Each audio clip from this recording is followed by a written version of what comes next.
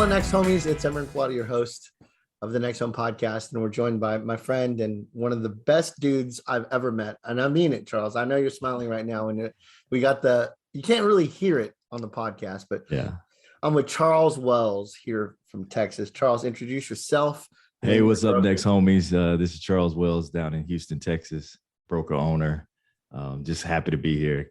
Thanks for the opportunity. Hey, we try to bring different perspectives in, and sometimes the motivation or the inspiration for a podcast comes from places that you would just never expect. So here I am, and just the order of how I get up, the alarm goes off, I hit snooze 14 times. Yeah. But in between those 14 times, I'll sometimes look, I try to stay away from email first, but for some reason I'll go to my Facebook or text messages first, see what drama I'm about to deal with for the day. Okay. But then Facebook, and I just kind of look through the scroll, see how people are doing. And algorithms in Facebook put stuff in front of you that they find important. So I'm constantly getting like real estate stuff or cancer stuff or anything that, I would normally click on. Sure. I don't know, it was about a month and a half ago, 2 months ago when I reached out to you, because I saw this post that you did, and it talked about you being all in. And by the way, you're a great writer, the way that you set your post up, and it caught my eye. And I was like, what's this all in thing? And you talked about being all in into your business right now, being all into your life, the way that you want it to be, this designed life that you want. And you started highlighting some of the failures, stumbles, setbacks of your life. And I was like, whoa, this is good. So I was like, Charles, can we do a pod? And you're like, yeah, let's do it. So here we are. First of all, we know you're successful. Before we talk about some of the challenges, talk to me about the brokerage. I know the brokerage has been very successful. Talk to me about that, please. Yeah, my business partners, Amanda Wells, Derek Wells, and Candace Blue, we've had our best year to date. Last year in 2021, it's an amazing. I had my personal record of production over 6 million, and the brokerage did over 60 million. So it was just a fantastic year, to be able to accomplish those things. Given the climate of our, of our world right now, was just remarkable. And, we're just truly blessed, man. No, you're blessed because you work hard too. That's really important to make sure. Yeah. Now let's start from the beginning. You started real estate in 2014. Is that your first year? Yeah. That was my first year. If we go back a little bit further, I was actually in the military for about 11 years. I did 5 years at the Air Force Academy, and then I served for about 6 years after that. And then I met this beautiful, beautiful woman who became my wife, and we had a little girl. And the first year of our marriage was really rough, man. We were in 3 different places. My daughter was in Houston, Texas with my mom, and my wife was in residency in Shreveport, Louisiana, and I had been stationed to Texas, Killeen, Texas. So it was brutal, man. It was absolutely brutal. How long was it like that? It was about maybe a year and a half. So we got married in 2012, had my daughter in 2012, and then I didn't get out until 2014. So if you can imagine, a new mom, a new wife, separated from her husband, separated from her daughter, and vice versa for me, it was brutal, man. It just really wore on me. So what brought you to real estate? So after I had an opportunity to take another assignment and kind of prolong this stress within my family, I made a conscious decision to choose them first. After serving, a few years, and we moved back into Houston, and I took a job at PricewaterhouseCoopers downtown, and they shipped me back off to London doing IT consulting. And I was going back and forth, and my wife just pretty much gave me an ultimatum. She's like, look, I want you to just be home. I want us to just be a family. And I was looking around, I was like, well, that's cool, but what should I do? And I had a buddy of mine that was in real estate. And at the time, I had no idea what real estate was. I didn't know what a real estate agent did. I hadn't even bought a home.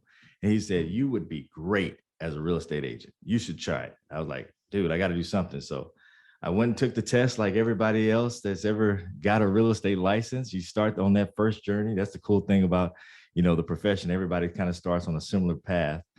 And I got my license, and there I was, 2014, just starting off as a brand new agent.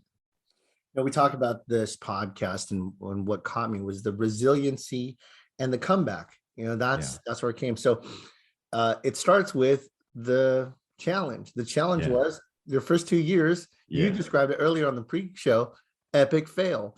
Oh man, Let's go gosh. for that. Let's talk about So that. if you can imagine, my wife had just started her practice, so she was doing pretty well. And I had been previously doing very well in corporate America and in the military. And so I start this business and I took all the same habits as corporate America into entrepreneurship, which you probably know a lot of them don't translate well, right? I was doing busy work that wasn't dollar producing, thinking I was on a salary. It was just an epic fail. And then I doubled down on that failure. And when I scaled up way too fast, so I hired all these staff and I didn't have any production. So I'm burning through our capital. We're not having any money saved up. We're living in, the room I grew up in with my daughter, my wife. So she's uncomfortable. She's unhappy. I'm not making any money. And it was just, I'm working tons of time and it's just, I'm spinning my wheels. And eventually, my brother, I got to thank him, Derek Wells, he really just sat me down and he just made us reset. So we just started from ground up rebuilding the business, maybe about two years in. And that's when things started to change a little bit for me. It's so funny because when you guys came out to California to do training with me, Derek was the numbers guy. In fact, we jokingly called him 10 key during that moment. But I think sometimes it takes somebody that cares about you to sit back and say, Charles, shake out of this. What's wrong with you? There was probably a moment that he saw you. And there's always a moment whenever we're in some sort of a scenario. What was that moment for you that was like the wake up call? Like, we got to do something different. Yeah, well, we had my son, and because I had burned through so much money, we didn't have much money saved. And I had to go to my brother and borrow $5,000 and ask him for that. So if you can imagine the humility, the embarrassment that I had to ask him, my younger brother, for money because I had mismanaged ours and the business was failing. And that's when he just had one of those moments, brother to brother, and said, "Hey, dude, you got to do something different. We got to approach this thing a different way." And that's when everything kind of pivoted for me. So you start doing something different to get you out of this funk. What was the difference changer? Number one, it was focusing on activities that would actually produce revenue. That was huge for me. I was finding myself doing a ton of busy work, things that wasn't generating any type of sales activity. I wasn't helping anybody actually buy real estate. I was doing everything but that. And so once I really focused, and that was the key, just laser focused on the things that would actually grow my business, everything changed. All right. So the listeners are cringing. Yeah. They're probably wondering, am I doing that? What were some of these busy work, productive activities?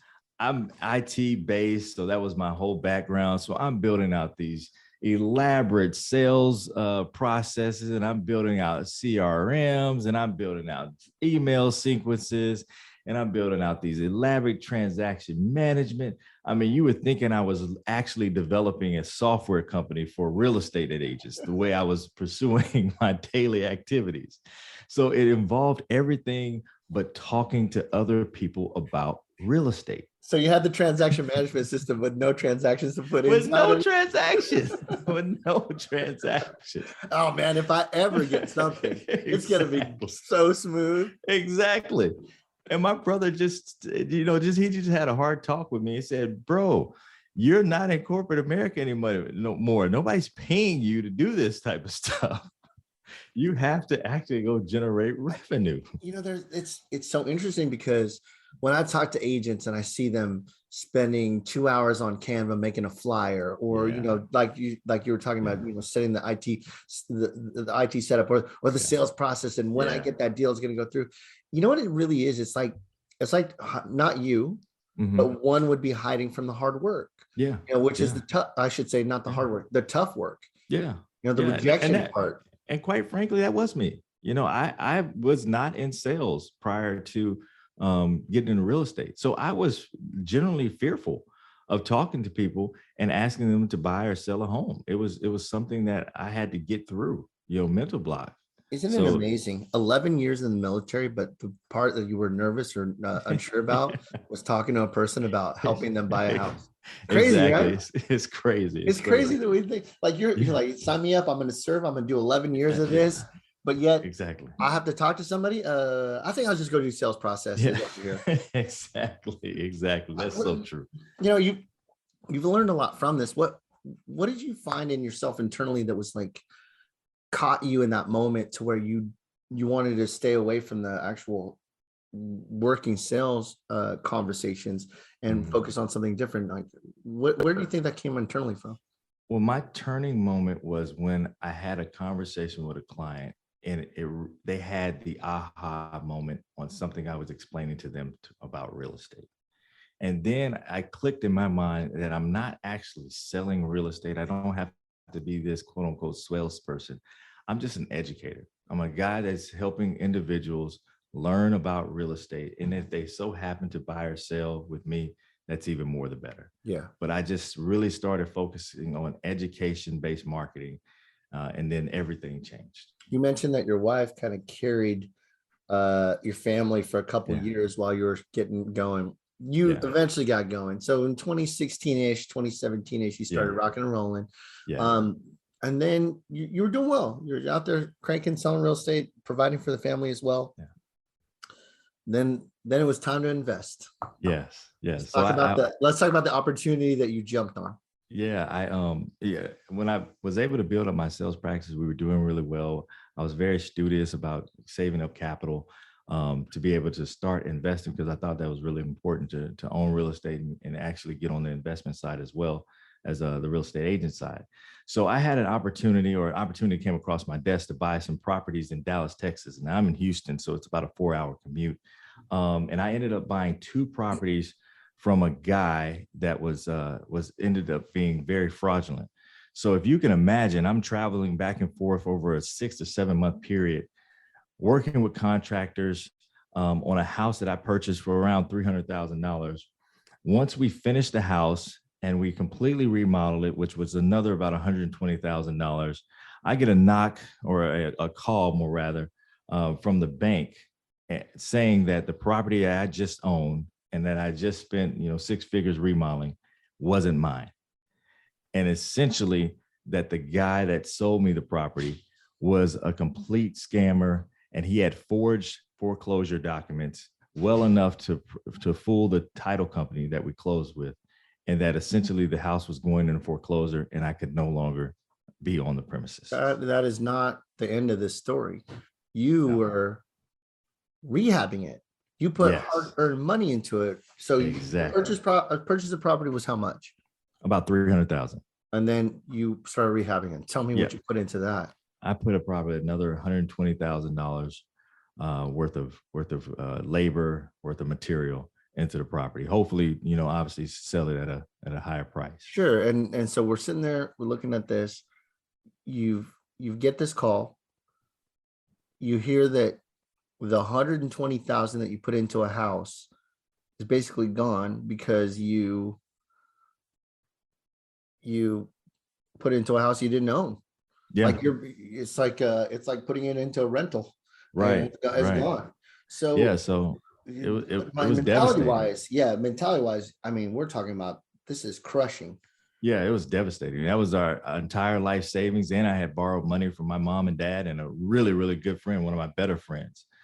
So I had to suffer the embarrassment of telling them on their first time investing with me that I had completely lost all the money, completely. And so it was it was a gut punch. It totally derailed me. I stopped really selling real estate because I was just in such a depression for about 6 months. And it was tough. We were living, barely getting by. I was having to use credit cards just to make bills because I had lost so much money, and I still owed money to the lender during the time. So I had to make those payments while losing all of that money. And, my wife, I got to give her props, because I don't know if I would have reacted the way she reacted to me, in such kindness and love and understanding. And she really gave me some tough love about 5 or 6 months into my my kind of hiatus / depression, where she said, hey, look, you just got to get back out there. And little by little, step by step, I started building back my real estate practice and doing the things that got me successful as a real estate agent. And within 12 months, I was able to kind of dig ourselves out of that hole. I was able to pay my good friend back, pay my parents back, and just start back from zero. The circumstances of having your back against the wall, or just losing everything. I'm thinking about this because I went through a depression myself. My first time with cancer, I ended up going through some struggles too. I lost my house. I went through bankruptcy, etc., because I couldn't work. And it's one thing, and I'm not trying to rank the level of importance of or depression of it all, but mine was caused because of something I couldn't control, which was cancer. Right. Yours was a decision to where you had to look at people and say, I was duped. Yeah. I didn't do exactly the due diligence that I needed to. Man, that's a different type of responsibility that you're taking for this. I mean, that's a moment where a lot of people just shut it down and they're done. They're done. They're done. They'll just say to their family, friends, whatever, sorry, I don't know what to tell you. I lost it all. Or they would have even claimed bankruptcy. You didn't do any of that. You took full responsibility. I mean, that's a moment of character. Talk to me about the difficulty of making that decision, because I know that there's crossroads for our listeners where they're sitting there going, I know this is what I should do, but I just can't. I can't face the embarrassment. I can't face the fact that I'm going to be working basically for free for the next year or whatever long it takes. What was that moment, Charles, that got you to say, I'm not going to do this. I'm going to face this. Even if I don't want to. Yeah, no, to be honest, it was tough, man. It was absolutely tough. I'll be very honest and say there were times where I said, you know what, maybe I just tell them that the money's gone. Sorry, that's just part of the risk. But I unfortunately, when I first got out of college, I invested with two people on a real estate deal, and they completely scammed me. They completely stole my money, over $30,000. Separate of, this is a long before. That was a while ago. And I remember that feeling. I remember how that felt. I remembered, the hurt, it was just brutal for me at the time. And I said, if anybody ever invested with me, they would never lose any money. They may not make any money, but they will not lose their money. And I just kept thinking about that feeling that I had when somebody lost my money. And I said, they won't have that same feeling. And then I just said, however long it takes, guys, if you can have patience with me, I will get you your money back. Even if I don't, even if we lose our house or we go hungry, you will get your money back, because that's just how I wanted to do business. And I would tell anybody out there that's going through a similar struggle that on the other side of that, people have so much respect for you and your character that it pays tremendous dividends. My buddy that I ended up helping, that he ended up helping me invest, and I lost his money and eventually paid him back. He actually purchased a home with me last year, and it's my largest house volume sales price to date. Dude, I got chills on that one. That goes to show, like, dude, it just goes to show, man, who you were as a character. Oh my gosh, came back to tenfold over. That's incredible. Tenfold over. So, granted, I lost, over $30,000, but one transaction with him more than tripled it. So just to put it in some perspective, how karma works, how the universe works, if you just do right by people, do the right thing, it comes back. How long ago was that scam that happened to you? Not the $30,000 one, but this one with the house in Dallas. That was 2017. Yeah, that was 2017. Not that long ago. No, it wasn't long ago at all. It wasn't long ago at all. And actually, it's funny because in 2017, that's when we actually found NextHome. So you guys were also a part of my recovery period. You breathed some life into me. No, yeah, it was awesome, man. It was awesome. So here we are, 2020, beginning of the year, and you send this post out about a few weeks ago about this all-in mentality. Yeah. What's on the calendar right now that you're working on that got you thinking about all in? Yeah, well, it's two things. I've been super successful over the last years with investing and growing the brokerage and my real estate practice. that I wanted to take another step and get uncomfortable, so to speak. And so I'm doing a large development where once again, it is pushing me to very uncomfortable states, both financially and professionally. But I think on the other side of it, or I know on the other side of it is, is success like I haven't experienced it yet. And so it's just a mindset of trying to achieve something that's going to get you out of your comfort zone, going to push you professionally and personally, and trying to get to the other side of it. It's the idea of you push all the chips to the table. There's no plan B. It has to work. And you just have that same mentality. Are you able to talk about the development yet, or is it still under wraps? No, I can. So I'm What is it? developing about 15 units in Northwest Houston. We've already ran into a couple issues with it, but the idea is that on the outside of it, or excuse me, on the other side of it, once it's completed, I'll be able to rent those developments out for a nice cash flow. It's one of my favorite authors is a gentleman by the name of Seth Godin, G-O-D. Oh, I love Seth. Yeah, Seth. And he wrote a book called The Dip, a short read. Yeah.